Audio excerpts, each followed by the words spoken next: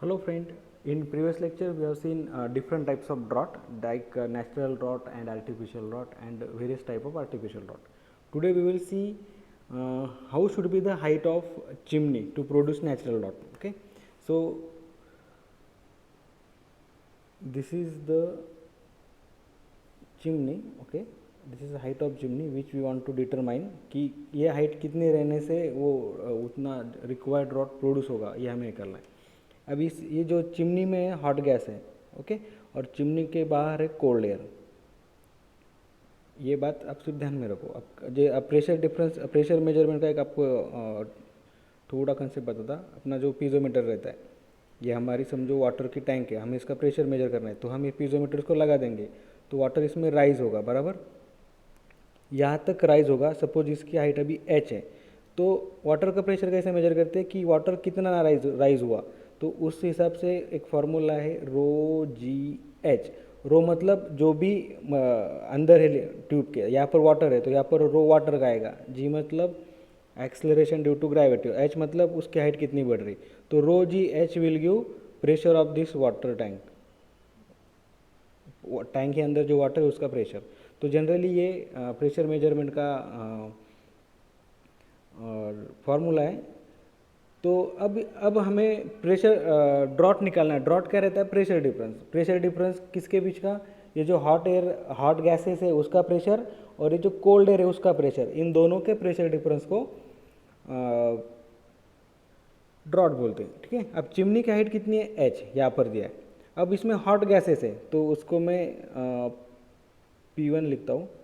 Hot gases है इस chimney के अंदर, तो इतना. तो इसका इसका प्रेशर कितना हुआ? रो जी एच. रो किसका? हॉट गैसेस का, तो इसमें मैं जी लिखता हूँ. ओके. तो इतना प्रेशर इस चिमनी का, चिमनी के अंदर जो फ्लू गैस है उसका उतना उसका है. सिमिलरली अभी जो बाहर कोल्ड एयर है उसकी हाइट उतनी है, तो वो कोल्ड एयर का प्रेशर कितना रहेगा?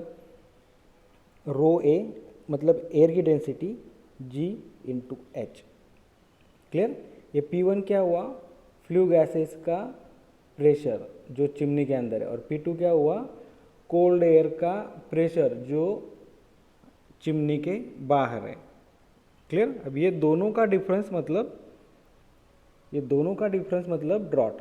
देखिए जो फार्मूला ऊपर लिखा था उसमें सिर्फ एक बात रहेगी कि पी है मतलब उसके बॉटम पे नहीं, ये अपनी चिमनी है तो इसमें ऊपर से एटमॉस्फेयर प्रेशर भी ऐड होता. तो ये क्या होगा? और ये बॉटम पे कितना प्रेशर है? ये अपना रो जी एच वाला. ओके. ठीक है. तो ये प्रेशर कितना होगा? P A plus rho G into G H hot gases का. सिमिलरली कोल्ड एयर के लिए होगा P A plus rho A into G H. ये जो मैंने अभी आपको बताया था चिमनी का, एक सेकंड,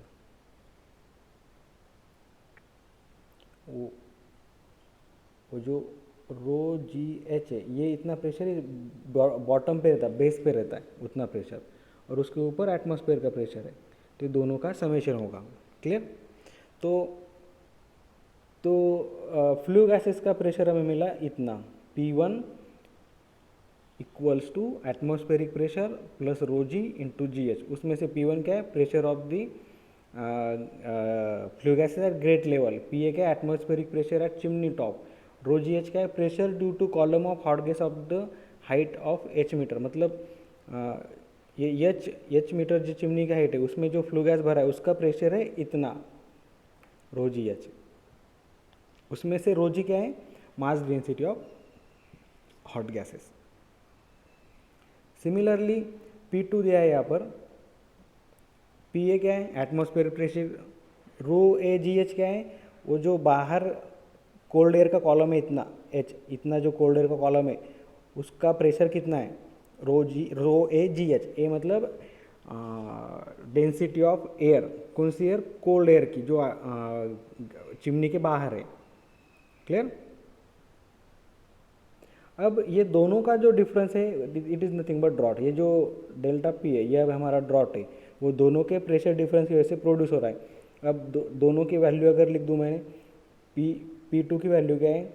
ये PA plus rho A into G H minus P1 की क्या है, पी ए माइनस ये रो ए यहाँ पर rho G into G H, P A cancel, क्या बचा rho A G H minus rho G H, G H common निकला तो यहाँ पर मिला rho A minus rho G into G H. इतना प्रेशर डिफरेंस हमें प्रोड्यूस करना है, मतलब वो ड्रॉट हो गया। ओके, अब कुछ चीज़ें आपको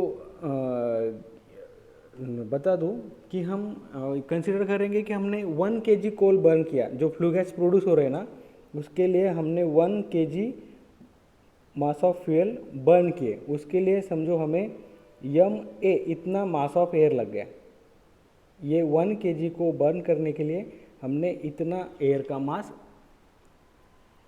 बॉयलर को सप्लाई किया था। क्लियर, यहाँ पर देखिए मास ऑफ एयर सप्लाइड पर केजी ऑफ फ्यूल, मतलब 1 kg फ्यूल के लिए हम कितना मास सप्लाई कर रहे हैं। अब देखिए यम ए इतना एयर और 1 kg फ्यूल ये बर्न हो गए, दोनों एक साथ में बर्न हो गए, तो उनमें से जो फ्लू गैस प्रोड्यूस होंगे वो कितना होगा, यम ए प्लस 1। क्लियर, यम ए समझो फॉर एग्जांपल हमने 14 kg एयर सप्लाई की 1 kg फ्यूल बर्न करने के लिए, तो आफ्टर कंबशन जो फ्लू गैस होंगे वो कितना होगा, 14 प्लस 1 15 सिमिलरली। क्लियर, तो यम ए प्लस 1 क्या हुआ, मास ऑफ फ्लू गैसेस जो चिमनी के अंदर है। Okay, T A absolute temperature of atmosphere, बाहर का टेम्परेचर, टी जी चिमनी के गैसेस का टेम्परेचर। अब एक रेशो हमें लेना है, mass of hot gases to mass of air. Mass of hot gases कितना है, यम ए प्लस 1, और मास ऑफ एयर कितना सप्लाई किया हमने, यम ए। क्लियर, अब कुछ दो फार्मूले यहाँ पर हमें लगेंगे, जो पहला फार्मूला मैंने आपको एक्सप्लेन कर लिया था कि प्रेशर कैसे निकालते हैं, pressure equals to rho G H. उस ट्यूब में अगर वाटर चढ़ता है तो फिर रो हम वाटर का लेंगे। अब उसमें हॉट गैसेस है, हॉट गैसेस का प्रेशर मेजर कर रहे हैं तो रो हम हॉट गैसेस का लेंगे। कोल्ड एयर का मेजर कर रहे हैं तो रो हम कोल्ड एयर का लेंगे। ओके, सिमिलरली जिसका प्रेशर मेजर करना उसका डेंसिटी हम वहाँ पर लेते हैं। ठीक है, और ये तो आइडल गैस इक्वेशन है, P V equals to M R T. P मतलब प्रेशर, वी मतलब वॉल्यूम, ये mass, R gas constant, T temperature. ये दोनों फार्मूले हमें आगे लगने वाले हैं। अब देखिए P natural ideal gas equation को कैसे लिखा हमने, P V equals to M R T. तो पी को एक साइड में रख दिया, वी यहाँ पर गया जो यहाँ पर लिखा है। मास अपॉन वॉल्यूम क्या होता है, डेंसिटी, आपको मालूम है, मास पर यूनिट वॉल्यूम। तो मास पर यूनिट वॉल्यूम को क्या लिखा, डेंसिटी। तो P इक्वल्स टू क्या होगा, rho into are into T. तो रो को हम क्या लिख सकते हैं, P अपॉन आर टी। रो मतलब डेंसिटी किसके ऊपर डिपेंड है, प्रेशर पे, टेम्परेचर पे और गैस कांस्टेंट पे। क्लियर, अब डेंसिटी का रिलेशन हमने निकाला था, rho equals to P upon R T है।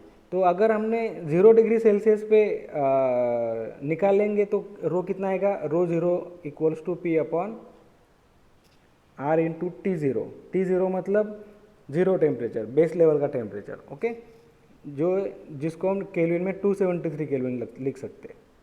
ओके, और 0 डिग्री प्रेशर भी है, 1.01 इंटू 10⁵। तो ये बात सिर्फ आप ध्यान में रखिए। तो सिमिलरली हम कैसे लिख सकते हैं, जैसे हमने यहाँ पर लिखा वैसे हम लिख सकते हैं रो ए मतलब वो चिमनी के बाहर के जो एयर है उसके बारे में, rho A equals to P upon R T A, और रो जी मतलब जो चिमनी के अंदर है, P upon R T G. तो प्रेशर तो सब जगह सेम ही रहेगा, अंदर ही बाहर ही, एटमॉस्फेयर का प्रेशर हम ले रहे तो हम क्या लिख सकते हैं, P upon R gas constant सबके लिए सेम है। तो P upon R equals to rho zero T zero equals to rho A T A equals to rho G T G. Clear, अब देखिए, अब हमने क्या निकाला था, हम पहले प्रेशर निकाला था, पी ए मतलब एयर का, रो ए इंटू जी एच। तो रो ए की वैल्यू हमने यहाँ पर पुट कर ली। कैसे पुट कर ली, यहाँ से देखिए, ये दोनों को हम अगर किसको कंपेयर किया, एक मिनट देखने को, हाँ, ये दोनों को अगर हम कंपेयर करते हैं, रो ए इधर रहने दूंगा, ये टी उधर इस साइड में जाएगा, तो ये क्या होगा, rho zero upon into T zero upon T G, sorry T A, दोनों इक्वेशन कंपेयर किया तो हमें रो ए मिला। तो रो ए यहाँ पर हमने यहाँ पे पुट कर दिया, तो ये हो गया पी ए एयर का। अब हॉट गैसेस के कॉलम का similarly P upon R into T G and volume, volume को हम क्या लिख सकते हैं, density equals to mass upon volume. तो वॉल्यूम को हम लिख सकते हैं मास अपॉन रो, और रो की वैल्यू हम हमारे पास है वो पुट कर सकते हैं। ओके, अब देखिए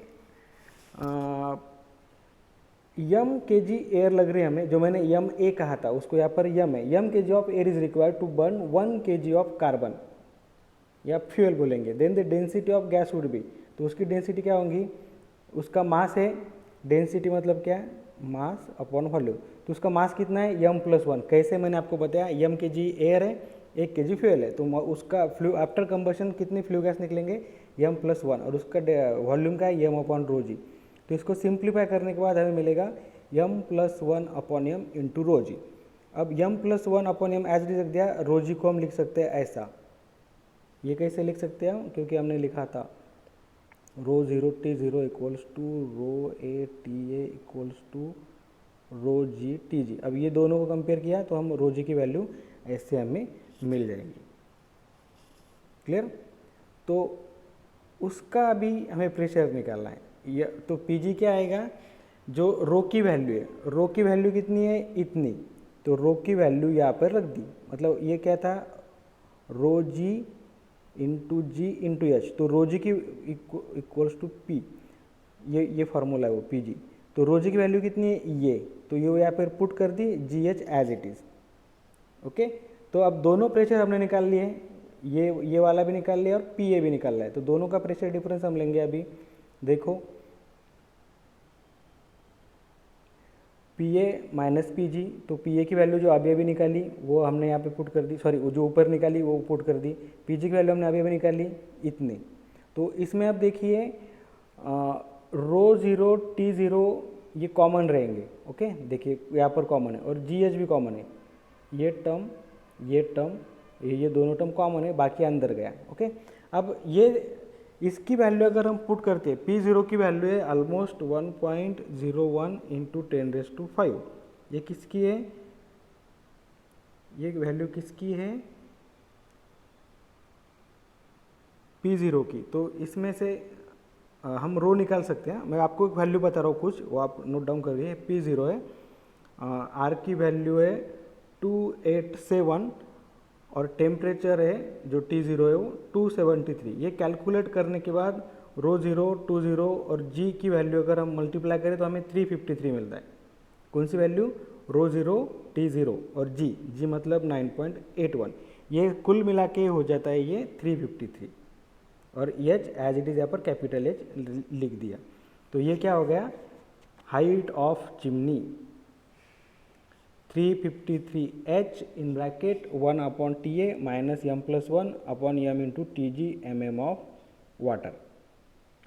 क्लियर, तो मतलब कितनी हाइट रहेगी ये कौन डिसाइड करेगा, जो मास है एयर का सप्लाई कर रहे हैं हम, जो टेम्परेचर है उसके ऊपर ये वैल्यू डिपेंड करती है। ओके, इसको हम इन टर्म्स ऑफ वाटर भी लिख सकते हैं, लेकिन ये मेन फार्मूला। ठीक है, अगर ये था बहुत एक इम्पॉर्टेंट एक्सप्रेशन था। अब ये MCQs आने वाले तो एक्सप्रेशन नहीं आएगा, लेकिन आपको ये कुछ फार्मूले जो मैंने अभी बताए वो उसके ऊपर में भी क्वेश्चन रह सकते, तो आप उसको उतना प्रिपेयर करना पड़ेगा। ठीक है, अगर कोई डाउट रहा तो आप मुझे पूछ सकते हो।